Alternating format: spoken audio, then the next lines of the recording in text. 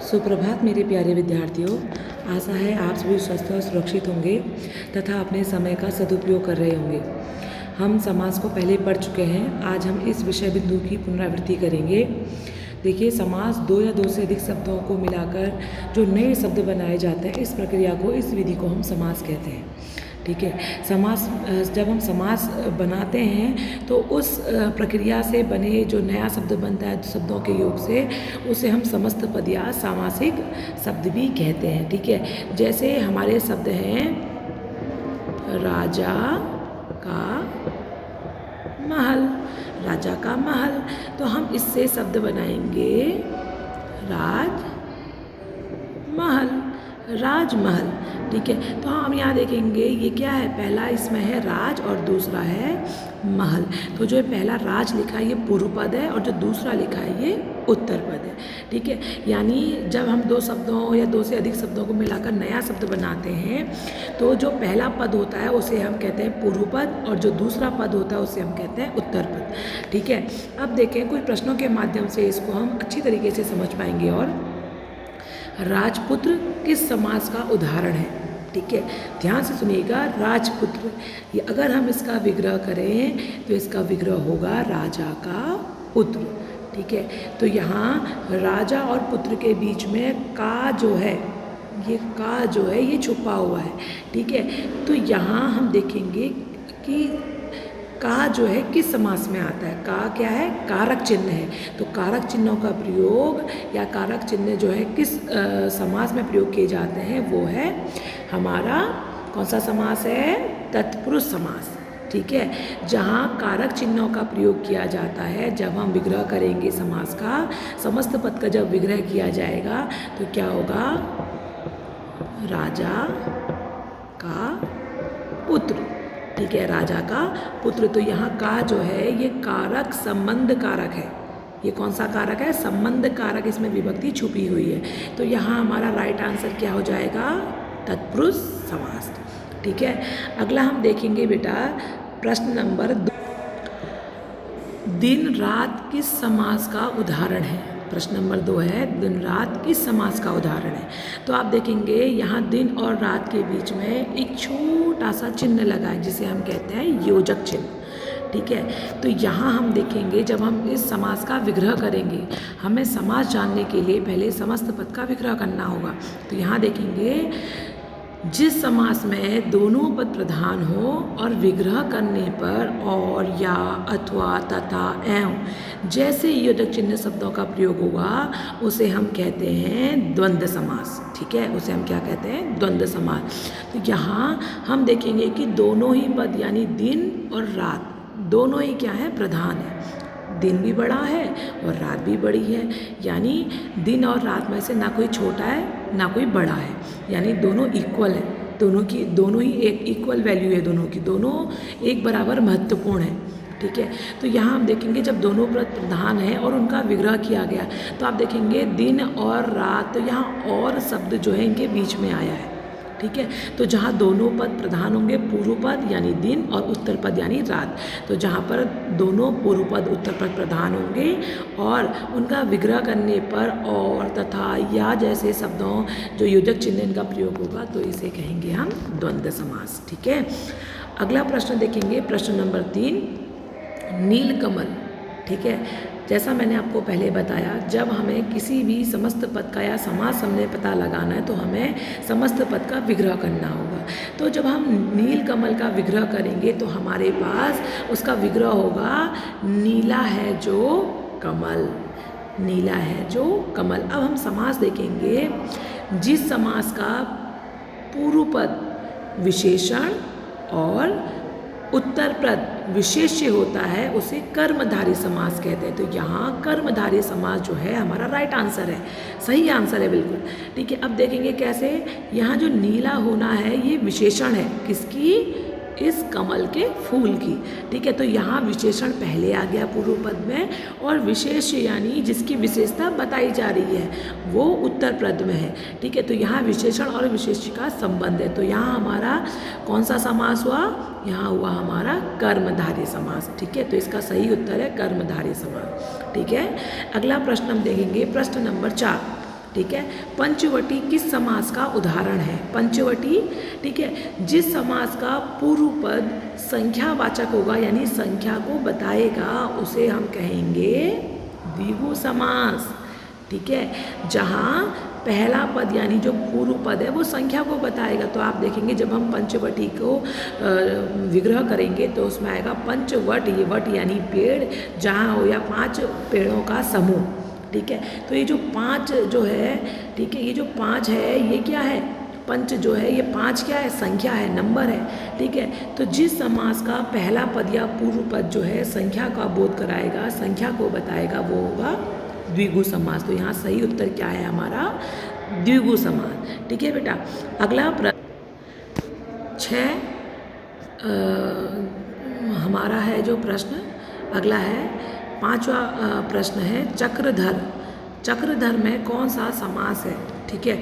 तो हम इस जब समस्त पद का विग्रह करेंगे तो हमारे पास इसका विग्रह होगा चक्र को धारण करने वाला, ठीक है। चक्रधर, धर यानी धारण करने वाला, ठीक है। तो चक्र को धारण करने वाला अर्थात विष्णु, ठीक है। अब देखें किस समास में हम इस प्रकार के समासों को या इस प्रकार के समस्त पद को विग्रह करेंगे। तो देखिए यहाँ समस्त पद होगा हमारा चक्रधर यानी चक्र को धारण करने वाला। वास्तव में इसका अर्थ होना चाहिए जो चक्र को धारण करे, लेकिन यहाँ चक्रधर कहा गया है विष्णु के लिए। किसके लिए कहा गया है? विष्णु के लिए। तो जिस समास में दोनों पद अप्रधान हो, अप्रधान यानी दोनों में से कोई बड़ा नहीं होगा, और दोनों ही पद मिलकर यानी पूर्व पद और उत्तर पद, ये चक्र पूर्व पद और ये धर धारण करने वाला उत्तर पद, तो दोनों ही पद मिलकर किसी तीसरे अर्थ को बताएंगे, उसे बहुव्रीहि समास कहेंगे, ठीक है। तो यहाँ हमारा सही उत्तर है बहुव्रीहि समास, ठीक है। कौन सा उत्तर सही है? बहुव्रीहि समास, ठीक है। तो चक्र को धारण करने वाला अर्थात विष्णु, दोनों ही पद जो है मिलकर किसी तीसरे अर्थ को बता रहे हैं, जो कौन है? चक्र को धारण करने वाला अर्थात विष्णु भगवान, ठीक है।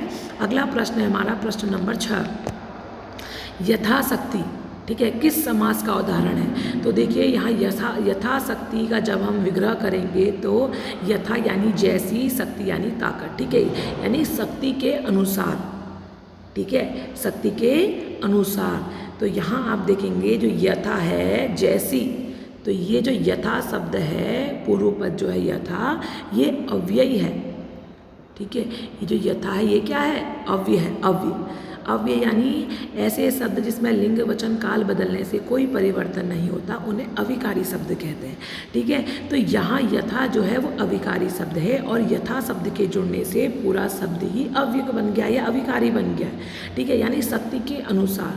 तो यहाँ शक्ति के अनुसार यानी यथाशक्ति जो शब्द है इसका अर्थ है शक्ति के अनुसार। अगर हम इसको किसी महिला के लिए इस्तेमाल करें, ठीक है, गीता यथाशक्ति कार्य करती रही, ठीक है, रावण यथाशक्ति लड़ता रहा, ठीक है, चाहे वचन बदले, लिंग बदले, काल बदले, इस यथाशक्ति में कोई परिवर्तन नहीं होगा। तो ऐसे शब्द जहाँ पूर्व पद जो है अव्यय होंगे और अव्यय के जोड़ने से पूरा पद ही अव्यय बन जाएगा, तो उसे हम कहते हैं अव्ययी भाव समास, यानी जहाँ अव्यय है, ठीक है। तो यथाशक्ति किस समास का उदाहरण है? अव्ययी भाव, ठीक है। अगला प्रश्न हम पढ़ेंगे प्रश्न नंबर 7, ठीक है। राम लक्ष्मण किस समास का उदाहरण है? ठीक है, जिस समास में दोनों पद प्रधान हो और विग्रह करने पर या, और, अथवा, तथा, एवं जैसे योजक शब्दों का प्रयोग हो, उसे हम कहते हैं द्वंद्व समास। कौन सा समास कहते हैं? द्वंद्व समास, जिसमें क्या होगा? विग्रह करने पर और, या, अथवा, तथा, एवं ऐसे शब्दों का प्रयोग होगा जो योजक चिन्ह कहलाते हैं। तो जब हम राम लक्ष्मण का विग्रह करेंगे तो हमारे पास विग्रह होगा राम और लक्ष्मण। क्या होगा? राम और लक्ष्मण। तो यहाँ आप देखेंगे और योजक चिन्ह का प्रयोग हुआ है, किस शब्द का? और योजक चिन्ह का प्रयोग हुआ है, तो ये क्या है? द्वंद्व समास है, जहाँ और का भाव आ रहा है, ठीक है। अगला प्रश्न है हमारा प्रश्न नंबर 8, चतुर्भुज शब्द किस समास से बना हुआ है या किस समास का उदाहरण है? तो आप देखेंगे चतुर्भुज यानी चार भुजाएं, चार भुजाएं जिसकी हैं, ठीक है, या चार भुजाएं, यहाँ केवल चार भुजाएं दिया है। देखिए बेटा, जहाँ लिखा है चार भुजाएं, जब हम चार भुजाएं कह रहे हैं तो ये जो चार है, ये जो चतुर है, ये संख्या को बता रहा है, तो ये है द्विगु समास। जहाँ संख्या का बोध होगा, पहला पद जो है संख्या को बताएगा, तो वो द्विगु समास कहलाएगा। अगर यहाँ चतुर्भुज का विग्रह दिया होता 4 भुजाओं वाले, ठीक है, 4 भुजाओं वाले अर्थात विष्णु, ठीक है, तो यहाँ जो होता, यहाँ कौन सा समास हो जाता, बहुव्रीहि समास। लेकिन यहाँ 4 भुजाएं दिया है केवल, यानी जो पहला पद है, जो पूर्व पद है, वो क्या है, संख्या को बता रहा है, और संख्या को बताने वाला द्विगु समास होता है, ठीक है। तो यहाँ सही उत्तर क्या है हमारा, द्विगु समास, ठीक है बेटा। अगला प्रश्न हम देखेंगे, प्रश्न नंबर 9, राजधानी किस समास का उदाहरण है, ठीक है। राजधानी का विग्रह देखेंगे, राजा की धानी। तो यहाँ जो की है, ये की यहाँ क्या है, तत्पुरुष समास। ये की जो है ये विभक्ति है, ठीक है। तो जहाँ कारक चिन्ह, जब हम समास बनाते हैं तो कारक चिन्ह लोप हो जाते हैं, यानी गायब हो जाते हैं। लेकिन जब हम समस्त पद का विग्रह करते हैं तो कारक चिन्ह वहाँ स्वतः ही आ जाते हैं। तो जहाँ कारक चिन्हों का प्रयोग होगा वहाँ तत्पुरुष समास हो गया। तो यहाँ देखेंगे आपकी, ठीक है, राजा की धानी यानी नगरी, ठीक है, मुख्य नगर जो उसका है, ठीक है। तो राजा की धानी, यहाँ की जो है विभक्ति चिन्ह है, तो विभक्ति चिन्ह कहाँ प्रयोग होता है, तत्पुरुष समास में। तो यहाँ सही उत्तर है तत्पुरुष समास, ठीक है। अगला प्रश्न है हमारा प्रश्न नंबर 10, अंधकार किस समास का उदाहरण है। तो यहाँ आप देखेंगे अंधकार, ठीक है, अंध यानी जो अभाव है, यानी अंधेरा, ठीक है, कार यानी रूप, तो अंधेरे का रूप। तो यहाँ क्या है, का है, जो संबंध कारक विभक्ति का क्या है, विभक्ति चिन्ह है। तो यहाँ आप देखेंगे अंधेरे का रूप, यहाँ जो का है ये संबंध कारक विभक्ति यहाँ छुपी हुई है, और कारक चिन्ह कहाँ प्रयोग होते हैं, तत्पुरुष समास में। तो हमारा इसका प्रश्न नंबर 10 अंधकार का जो सही उत्तर है वो है हमारा तत्पुरुष समास, ठीक है। अगर आपको इन प्रश्नों में कहीं कोई परेशानी हुई हो या कोई आपको संदेह हो तो आप उन प्रश्नों को मुझे लिखकर भेजें, ठीक है बेटा। आप सभी विद्यार्थियों से मैं ये कहना चाहती हूँ कि आप अपने समय का सदुपयोग करें। आपके अर्धवार्षिक परीक्षाएं अब नज़दीक हैं, आप उनकी तैयारी करें। जिन विषय बिंदुओं पर आपको कोई संदेह होता है, कोई मुश्किल होती है, आपको कोई समस्या आती है, तो आप उनको लिख कर लाएँ और उन परेशानियों को, उन समस्याओं का समाधान करा लें, ठीक है बेटा। आपका दिन मंगलमय हो। धन्यवाद।